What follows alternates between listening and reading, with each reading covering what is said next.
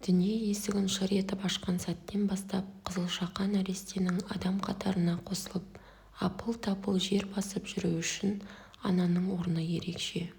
Сәбидің әр кезеңіне орай жасалатын салттар да бар. Солардың ең алғашқысы ит көйлек кигізу дәстүрі. Ит көйлек немесе ит жейде. Сәбидің қырқынан шығарылғанша киетін көйлегі. Бұл қазақтың ежелден келе жатқан салты.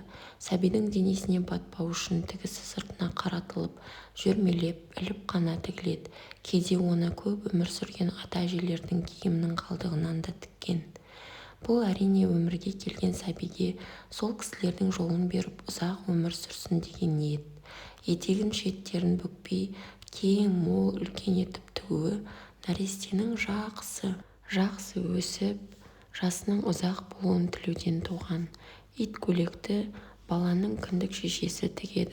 Бұл киімнің шығу тарихы туралы ел арасында мынадай аңыз бар. Алла тағала адамның мүсінін жасағанда оның кіндігінен алынған бір шөкім балшықтан итті жаратады.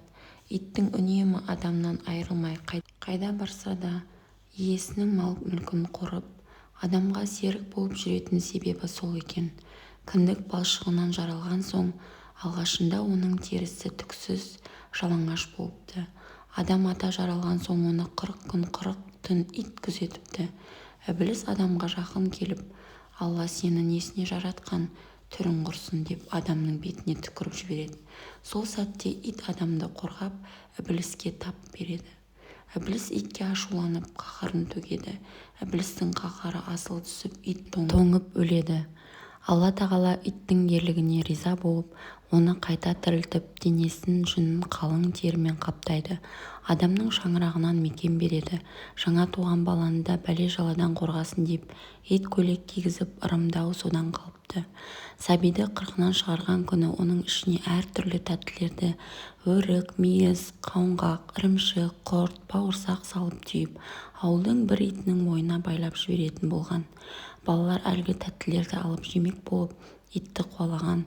Ит болса артынан шулап, қаумалап, қуған балалардан сескеніп қашып, басын тығар жер таппай әуреге түседі. Мұны көрген ауыл адамдары балалардың ойынын тамашалап, қызыққа кенеліп, мәре-сәре болысқан.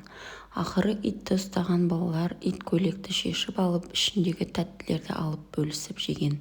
Кейбір кездерде осы ауылдың көптен бері бала көтере алмай жүрген әйелі бар болса, әлгі ит көйлекті ырым көріп, балаларға кәдесін беріп, айырбастап алатын болған. Ертеде дауға, сапарға шыққан адамдар, жауға шапқан батырлар баланың ит көйлегін сақтап, өзімен бірге алып жүрсе, бәле-жаладан сақтап, баланың періштесі қағып, аман-есен сапардан алып келеді деп сенген. Ит көйлек атының шығуы оның иттің мойнына байлағанында емес, халық итті жеті қазынаның бірі деп бағалауында жатыр екен. Иттің де адамға жасаған жақсылығы көп.